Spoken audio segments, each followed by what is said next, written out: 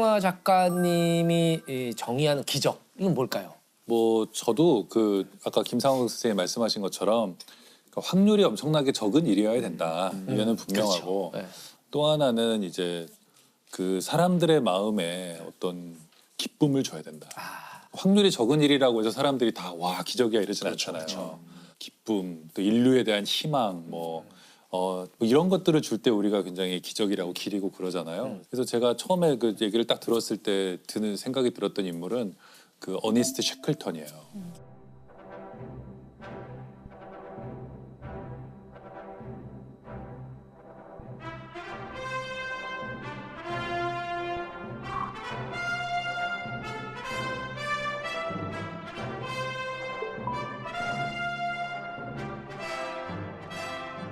근데 이분은 그 원래 남극을 아주 젊었을 때 갔어요. 28살에 남극을 스콧, 그 유명한 스콧 타고 갔거든요. 근데 갔는데 실패하고 돌아왔죠. 근데 이분은 남극에 뭐가 있는지 두 번째로는 이제 스콧 아니라 자기가 자발적으로 또 해가지고 또 자기가 이제 탐험대를 조직해서 남극을 가요. 근데 탐험대를 조직하는 게 그 천문 그거랑 되게 비슷해요. 펀딩을 해야 돼요. 사람들이 돈을 막 크라우드 펀딩. 크라우드 펀딩을 해서 막 소액 헌금한 사람도 있고 막 기부도 받고 부자들 만나면서 설득해야 돼요. 돈이 많이 들잖아요. 그런 탐험은 거의 우주선 띄우는 것만큼 돈이 드니까 제안서를 잘 써야 돼요. 잘 써야 되겠죠. 다들 작가들이겠네. 네, 그리고 영업에 좀 이게 다 대가들이에요. 그 탐험을 떠난 사람들 보면은 설득을 먼저 하는 게 우선이거든요. 근데 셰클턴에서 어쨌든 설득을 잘해서 배를 하나 또 타고 갔는데 이번에는 남극에 거의 한 190km 정도 지점까지 남극점까지 가요. 네. 그 정도면 거의 서울에서 한 대전 뭐 좀 그렇죠. 넘어가는 그 정도까지 얼마 안 간 남았네요. 거니까 탐험이라면 거의 다 간 셈이죠. 근데 셰클턴은 안 되겠다 돌아가요. 왜냐하면 식량이 떨어지고 그래가지고 돌아와서 눈물을 머금고 돌아오거든요. 돌아오는데 스콧 경은 그 다음에 이 사람 다음에 가요. 네. 그 스콧 경도 역시 그 남극에서 노렸잖아요. 근데 스콧은 남극에 못 간 줄 아는 분들이 많이 계세요. 스콧은 남극에 가긴 갔어요. 네. 또 스콧이 왜 사람들이 이렇게 비극적이라고 생각하냐면 남극에 갔더니 방금 전에 다녀가신 분이 계신 거예요. 아 그게 노르웨이 아문센이에요. 그래, 그러니까 남극점을 처음 간 사람이 아문센 아니에요? 아문센이에요. 맞아.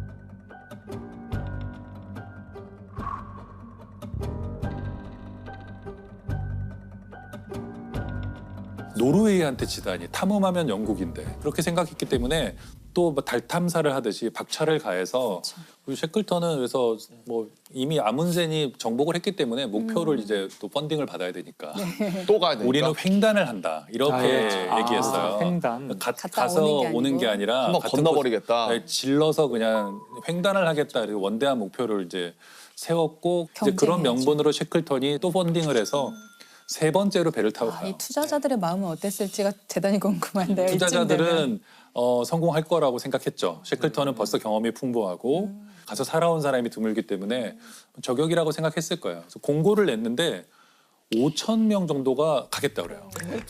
이배 네. 같이 타겠다. 그 남극에 가겠다. 근데 그 요리사도 공고문을 필요하고. 뭐라고 썼어요? 셰클턴이 뭐 별말 안 썼어요. 그냥 남극점 갈 사람? 예, 뭐.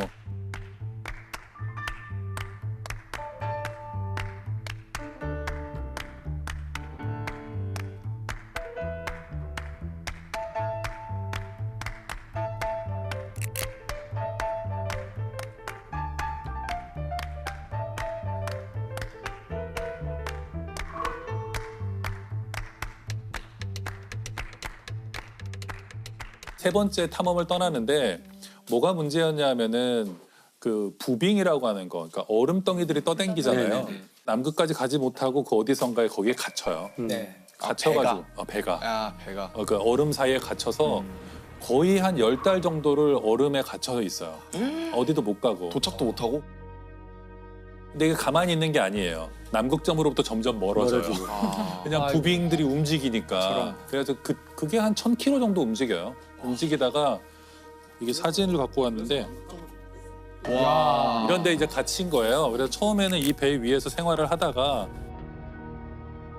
10개월 정도 지난 어떤 시점에는 얼음들이 이렇게 조여오면서 배를 부셔버려요.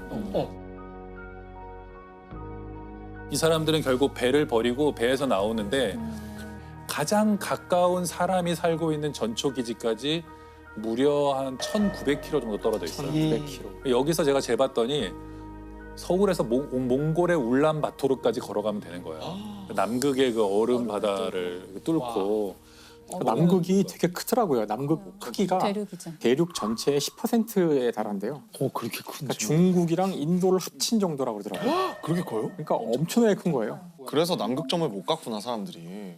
역경에 처했고 거기서 문제가 생겼는데 쉐클턴은 왜 유명해졌냐면 남극을 정복하지 못했어요. 결국엔 또 못 간 거죠. 못했지만 이 사람은 그 순간 자기 일기에 써요. 목표가 바뀌었다. 전원을 살려서 돌아간다. 근데 이게 쉐클턴의 굉장히 참 저는 리더십의 멋진 점 중 하나라고 생각해요. 어떤 위대한 목표를 세웠지만 안 된다고 생각하면 바로 바꿨어야 되는 거예요. 목표를 빠르게 수정했고 그리고 28명의 대원이 있었는데 28명의 대원 한 명도 죽이지 않고 다 데리고 귀환해요. 근데 귀환하는 과정도 되게 드라마틱한 게 얼음덩이 사이에 영하 20도 30도가 있는 남극에 갇혀 있어요. 여기에서 640일 정도로 살아남아야 돼요. 몇 달 동안 똑같은 사람들과 정말 냄새나는 텐트에서 이렇게 살아야 된단 말이에요. 고텍스 뭐 노페이스 이런 거 없고 민족 없고. 울로 된 옷과 이런 것들 갖고 이제 살아남아야 되는데 그 배에서 탈출할 때 보트가 필요할 거 아니에요. 남극을 가든지 구조를 받아야 되니까. 근데 그냥 보트가 작은 보트예요. 한 6m, 7m 되는 보트 3개를 내리고 이걸 끌고 이동해야 돼요. 그 대원들이 20몇 명이 이걸 끌고 캠프에 짐과 이런 걸 가져가야 되거든요. 무거우면 안 되잖아요. 그렇죠. 무거우면 사람들이 지치고 화가 나니까 쉐클턴이 가장 먼저 자기가 이제 늘 갖고 다니던 금으로 된 담뱃갑을 이제 버려요. 그 케이스를. 케이스, 담배 금으로 된 케이스. 걸. 예, 그냥 뭐 이런 종이 담뱃갑이 아니고 자기한테 중요한 거를 딱 던지는 걸 보자 뭐 저렇게 대장도 저런 걸 버리는데 그래서 갑자기 수북하게 쌓였다 그래요. 자기 거를 다 버리는 게. 버리기 시작해가지고. 분이 저런 것도 버리는데. 예, 예. 우리는. 그래서 최소한의 짐을 갖고 나가라고 하는데 쉐클턴이 벤조 있잖아요. 기타처럼 생긴 그게 6kg 정도 나갔대요. 그 벤조와 관련된 게 그걸 꼭 가져오라 그랬대요. 근데 그게 나중에 큰 역할을 해요. 대원들이 힘들 때 누군가가 연주를 하는 거예요. 사기를 북돋아. 노래 부르고 막그 사진사가 그 카메라 굉장히 크거든요. 그 당시 카메라. 인증샷. 이런 것들이 희망을 주는 어떤 오브제인 거죠. 근데 이런 게 대원들로 하여금 우리는 구조될 수 있을 것이다. 이렇게 사진을 열심히 찍는 걸 보면 이건 나중에 돌아가서 쓸 거잖아요. 그렇죠. 그다음에 일기. 모두 대원들이 일기를 써요. 쓰도록. 일기를 쓴 게 많이 남아 있거든요. 일기를 쓴다는 것은 우리가 굉장히 힘든 순간에도 일기를 쓰면 힘이 생기거든요. 그래서 이렇게 모험하는 사람들이 스콧경도 마찬가지 일기를 많이 쓰는데 부빙이 두껍고 안정적으로 보였는데 여름이 다가오면 점점점 부빙이 작아지는 거예요. 작아지고 얇아지고 쪼개지고 그래서 엘리펀트 섬이라는 작은 섬에 이렇게 대원들이 겨우 상륙해요. 막 얼음 쪼개지고 막 이러는데 겨우 상륙하거든요. 근데 거기 28명이 어쨌든 전원이 도착해요.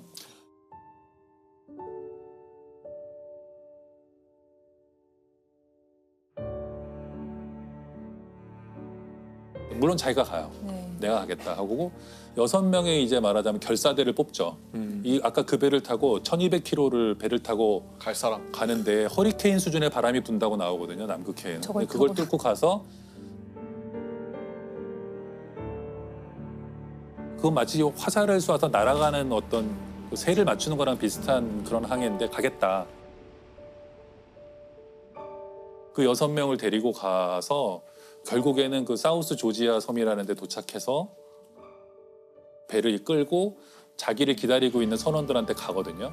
근데 그 선원들이 넉 달, 5달 동안 반드시 돌아올 거라고 믿고 거기를 이탈하지 않아요. 걔네도 배가 2척 있었기 때문에 야, 갈 수도 우리도 가자. 있었는데. 뭐 우리 잊어버린 것 같아. 이럴 수도 있잖아요. 근데 쉐클턴을 기다려요. 그래서 쉐클턴이 돌아와서 이 사람들을 다 구하고 돌아가요.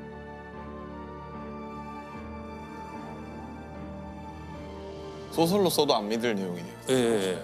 너무 비현실적이라고 생각할 정도로 이런 게 이제 기적이죠.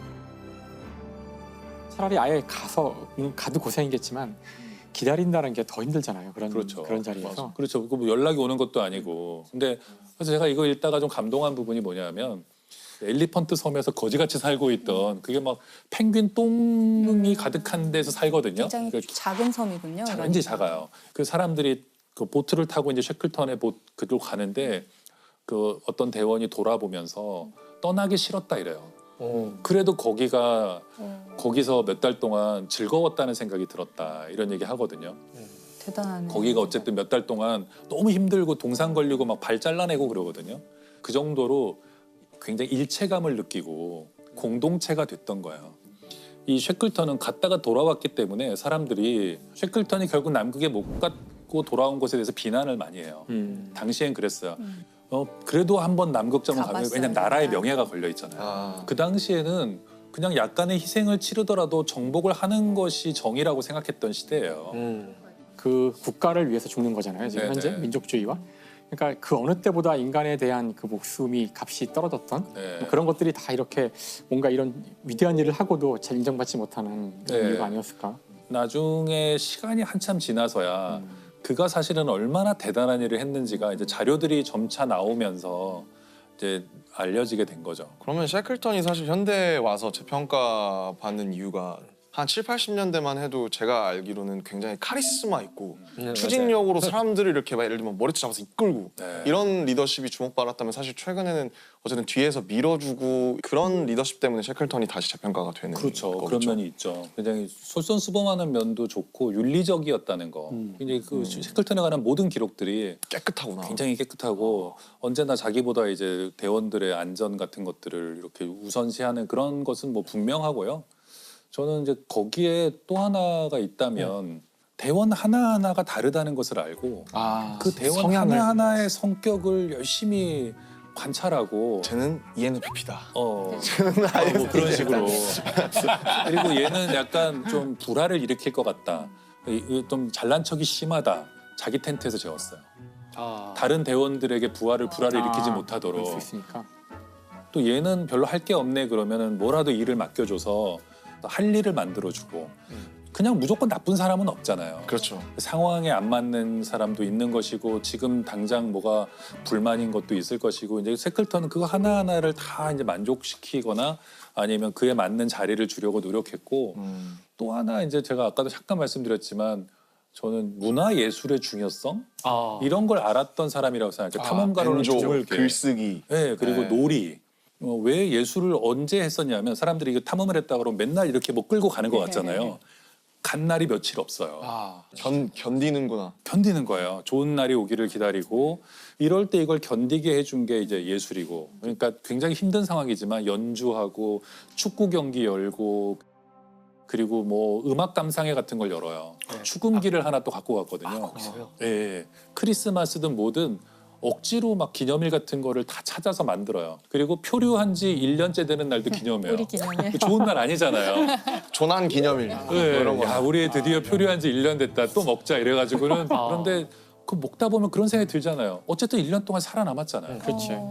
그러면 순간적으로 기분이 좋아지잖아요. 대원들이 일체감을 느끼고.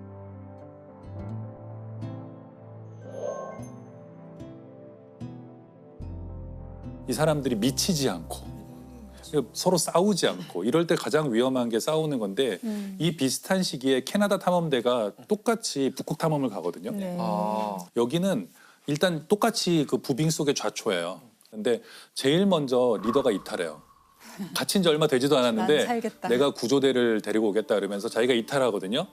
근데 이 사람은 이탈해서 사라져버려요. 리더가 제일 먼저 이탈하자 남아있는 선원들끼리 서로 불신해요. 서로 파벌이 나눠지면서 반목하고 싸우고 죽이고 이래서 거기는 결말이 좀 끔찍했어요.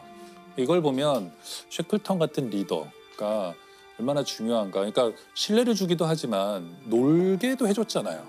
늘 웃음이 끊이지 않았다고 그러거든요. 대원들이 자기 성대모사를 막 하고 그러거든요. 근데 그냥 웃어 넘겨요. 이렇게 하도록 하게 뭐 이러면은 막 웃고. 저희도 애들이 방쇼피님 흉내 자주 냈던 것 같아요. 그러니까 뭐 음악 들으시면 특유의 동작이 나오는데 그걸 뭐 저희끼리 있을 때 뭐 그때 긴장 확 풀리지 않아요? 엄청 풀리죠. 네. 근데 앞에서 해본 적은 아직은 없는 것 같은데. 의외로 좋아하실 수도 있어요. 그러니까. 네. 저한테 질문하는 것 중에 그런 것들이 가끔 있어요. 그러니까 네. 그 아이들한테 그 음악이나 미술 교육 같은 거를 시키면 나중에 과학자가 됐을 때 큰 도움이 되는지. 그럼 저는 뭐라 그러냐면은 거의 도움이 안 될 겁니다. 답을 해요 이렇게. 네. 그래서 물론 창의적이라는 점에서는 뭐 공통점이 있을지 모르지만 그 창의성이 추구하는 바가 다르잖아요. 그래서 뭐 어린 시절에 아니면 예술을 즐기게 하고 싶다면은 그것은 과학을 더 잘하기 위해서가 아니라 예술을 하게 되면 아이가 행복해지고 그것에서 기분이 좋아지고 네. 그래서 해야 되는 것이지. 제가 돌이켜 보면은 저희 애가 말도 잘 못할 때부터 아동국 보러 다니고 네네. 걔가 이쪽을 걸을 필요도 없다고 생각했고 그럴 거 가능성도 없다고 생각했어요. 근데 뭐가 남았냐면 돌이켜 보면 다시 집으로 돌아오는 그 길에서 그 애랑 그걸 얘기하는 거 하고 있는 거예요. 그런 것들이 켜켜이 쌓이면서 그게 추억이 되고 그렇죠. 네, 우리가 좀 힘들거나 뭐 인생이 너무나 좀 팍팍하다고 느껴질 때 그런 추억들을 그렇죠. 떠올리면서 아 그래도 행복했다. 너무 좋네요. 어떤 학부모는 뭐냐면 아까 그 장면에서 뭘 느꼈어? 이걸 교육이라고 생각하는 거예요. 그러니까 애는 몰라. 이게 내가 쉬러 온 거고 즐기러 온 건데. 맞아요. 그 학부모님들 얘기하니까 저한테는 그 글 쓰는 것에 대해서 많이 물어보세요. 이제 저는 이공계 출신인데 책을 냈으니까 과학만 얘가 수학이나 과학만 좋아해서 탈이다. 그래서 작문하는 거를 글쓰기를 어떻게 연습하면 되느냐. 특별히 뭘 한 건 아니지만 일기를 많이 썼어요. 어릴 때 이렇게 대답을 했어요. 그랬더니 일기를 쓰라고 하면 될까요? 이렇게 여쭤보시는 제가 항상 그 똑같은 대답을 하는데요. 일기가 생존에 도움이 돼요. 생존에? 네, 일기는 생존에. 생존에 도움이 되는 거고요. 어떤 의미에서 일기가 생존에 도움이 된다고 하시는 거예요? 지금 승무원들의 일기 같은 거죠. 그러니까 저는 청소년기 겪고 이렇게 막 중2병이 오기 시작했을 때 내가 너무 기분 나쁘고 힘들고 막 괴로웠던 일들을 일기에다 되게 많이 썼던 것 같아요. 그래서 그 당시에 제 청소년기에 쓴 일기들은 거의 데스노트 수준의 데스노트예요. 아 근데 저도 어떻게 나한테 이럴 수가 저도 그런 것 있어. 같아요. 스스로를 구원하기 위해서 썼던 것 네네. 같아요. 그래서 그런 공개되어 있는 일기 말고 자기만 보는 다른 종류의 일기가 있어야 됐던 것 같고 그게 실제로 제가 굉장히 이렇게 어린 시절에 어려운 일들을 겪을 때 되게 많이 도움이 됐어요. 근데 무언가가 나에 대한 기록을 남긴다는 것은 미래를 생각한다는 거거든요. 맞아요. 희망이 없이는 일기를 쓰지 않아요. 맞습니다. 무감각과 무기력은 단지 방향을 못 잡았기 때문에 내가 지금 쓰고 있는 것이죠. 이것은 나에 대한 역사의 기록이기 때문에 나에 대한 애정이 있고 나에 대한 삶의 의지가 있는 거예요. 이거 굉장히 많은 사람에게 희망을 줄 것 같아요. 네. 왜냐하면 굉장히 지금 굉장히 힘들고 우울한 상황에 있는 사람이 만약에 일기는 쓰고 있단 말이에요.